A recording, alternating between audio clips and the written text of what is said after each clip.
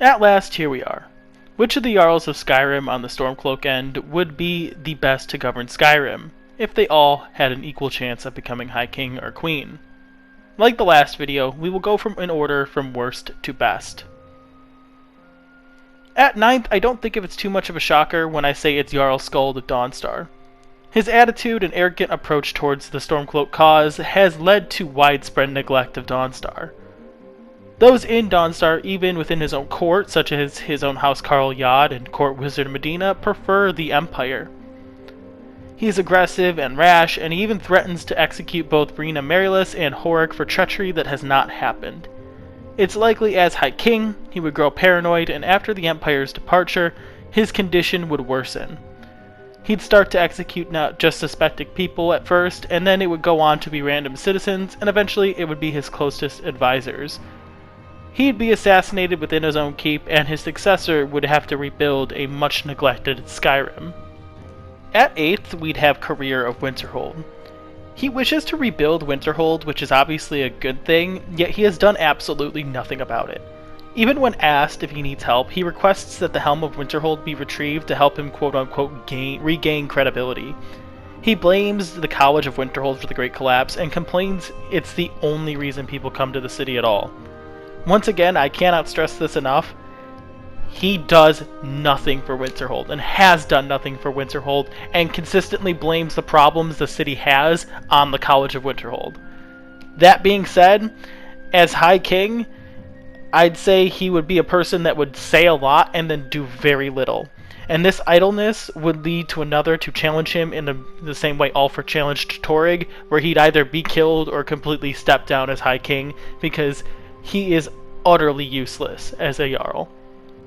Now we have Sorli the Builder. Once the head of Stonehills, Sorli isn't much better than Idgrod when it comes to ruling Morthal. According to the citizens, specifically Jurgen, who runs the mill, she is incredibly selfish, and that isn't wrong either, as she willingly admits that she only wants to use Morthal to eventually become a Jarl of a bigger area, such as Riften. Her reign as High Queen would become blinded, and it would probably be most of her court that did the ruling and oversight of Skyrim.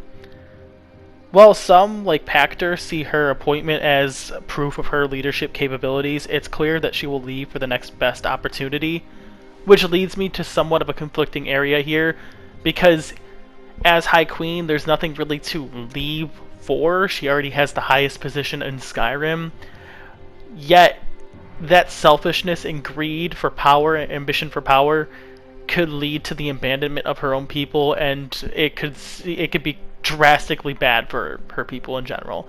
As seen in their own Jarldom here, there are those who already dislike her, so it's likely that at this point, it's just going to be on a much larger scale. Next we have a pretty easy one, and this would be Lelo Lawgiver of Riften. She wields little influence in the city, and is convinced that the Thieves Guild is no longer a threat, yet even when it reaches a new golden age, she is still convinced that the guild is just a shadow of its former self. She unknowingly already is manipulated by her steward, Anoriel, who works to protect the interests of Maven Black-Briar. She is so indoctrinated by the Stormcloak cause that she tasks her court wizard with determining what illness drove her son Siorland to support the Empire. And yet, she herself will express, if the player becomes close with her, that she has little faith in Ulfric, which I find incredibly ironic here.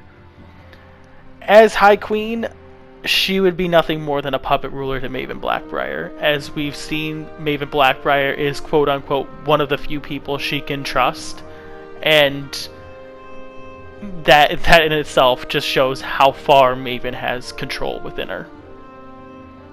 Another difficult one for this list was Elisif the Fair. She is loved by her people, and she is very caring and considerate when it comes to their needs, even on the lowest of levels. Her downside is her court. While Sybil Stentor and Falk Firebeard mean well, other more ambitious members could use her for personal gain. As High Queen, her reign would be difficult, especially since Skyrim is recovering from a civil war, and she played a major part in causing it. This would push her to probably the more Stormcloak-friendly Briarling, but even with this court favoritism, I could see others resist unless bribed, which leads me to the same conclusion as before in the last video, her reign would be mired with corruption. For the 4th slot, we have none other than Thunkvar Silverblood. He does care for Markarth in his own way. He is passionate towards the Stormcloak cause, and his family does virtually run Markarth already. He expresses violently, suppressing the Imperial supporters, which isn't necessarily good, but it will stabilize the region, especially considering how deep his network goes when it comes to his family. As High King, I believe, while ruthless, he can hold the province together and maintain order. However, like Maven in the last video I discussed, once he dies, I feel like Skyrim could face a crisis because it would take a very charismatic and strong ruler to maintain that kind of control.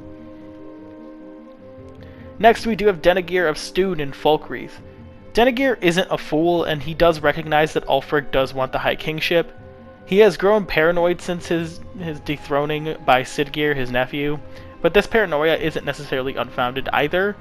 He makes it clear that despite his age, he does know how to rule, and as High King, I do suspect he'll try to rebuild and focus on Skyrim, which would lead to a healthy regrowth of the kingdom, and his only downfall in this case would be his age.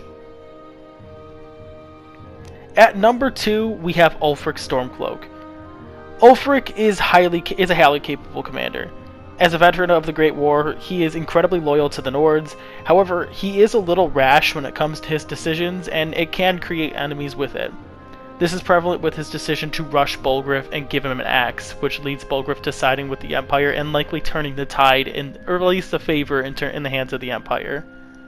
While Ulfric himself doesn't display any racial prejudices, he does neglect the Dunmer and Argonians in Windhelm and rejects to help the Khajiit caravans wandering around Skyrim. He expresses already how he wants to fight the Thalmor when he is finished with the Empire, which, as High King, he could do easily. However, this decision is incredibly short-sighted, as there are a multitude of problems with this concept that I can discuss in a future video if you'd like. While non-Nords will definitely suffer under his rule, Skyrim will inevitably heal on the home front if he does focus in on that, and seeing as all Jarls in some way do support him, I could see Skyrim definitely rebuilding and becoming very prominent and economically healthy in this instance. Lastly, we have Vigonar Greymane. He was a commander in the Legion for 30 years and fought in the Great War. He is a member of the Companions and is generally respected all around Whiterun with the exception of the Battleborns. As Jarl, he discusses how he wants to build a Temple of Talos for those in it, and I suspect as High King, this would also transition into it. I see an era where Skyrim aims to rebuild, and not only just rebuild from the Civil War, but fortify itself from the threats posing outside of it. And not just from, say, like the Empire trying to reclaim it, but the Thalmor and its neighbors all around them, whether it's the Dunmer or the Bretons of High Rock. Regardless of which, I see an era where Vigonar really does aim to rebuild the province. And something that does benefit him tremendously is that he already has children, and his succession would be already secured if made High King, which is something some of the people on this list do not have. And that is all we have today. You know, covering the Stormcloak Jarls was definitely something very interesting. Coming into this video, I did think the Stormcloaks had initially better Jarls at the start of the game than the Imperials did at the start of the game, because on the Imperial side, I would say the only two decent Jarls are, decent being the start. We have Bolgrif, who is fantastic, and then, oh man, like Igmund tries, but man, it's somewhat not enough. There's a lot of problems that are in Markarth already that need to be resolved by the player. But looking at the Stormcloak side, it seemed like at least, from the outside it looked good. However, doing this video does give you a lot of insight on who's good and who would be bad. At the end of the day, it seems like they're kind of even, where you have people like Vigonar, who would be very good, and Ulfric, who would be very good for Skyrim, yet looking at it, Lelo Lawgiver is terrible in this case, but you have Career, who is also terrible, and then even, going in at 9th, we have Skald, who in Dawnstar, who is terrible. So you do already get this instance that there are bad Jarls on both sides, and it seems likely that it's more or less even when it comes to which Jarls are good and bad on each side. But with that, what do you guys think? Do you agree or disagree on which Jarls will be best for run Skyrim? I would like to hear what you guys think.